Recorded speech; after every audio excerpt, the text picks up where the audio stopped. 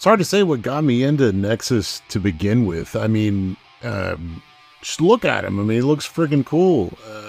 It's it had to been that lightning bolt and that cool red visor, and he just always seemed so stoic and put together. And I was already a big fan of like that kitsch retro sci-fi with movies like Mario Bava's Planet of the Vampires and Forbidden Planet, things like that. And of course, Space Ghost from Hanna-Barbera, which I think was a big inspiration for Steve Root, the original artist of the book, co-creator of the book with Mike.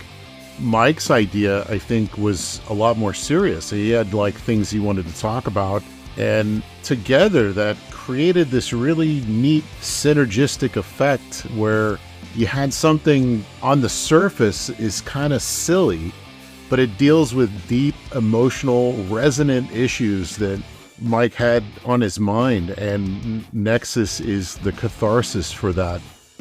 It works on that level for me as well, because Horatio Hellpop, our lead character, the real name for Nexus, he got his powers from this alien entity called Merc, and in order to have this great power, he's got to assassinate basically a certain number of people, namely mass murderers, not just regular folk. These are awful, awful people. When you're dealing with these horrible atrocities, you know, it's sometimes in real life you don't really get that catharsis. You don't really get the judgment that you feel is deserving. So that's where the catharsis comes from in great stories and comics. And what makes comics fun is the ability to kind of, you know, deal out justice where it should be dealt.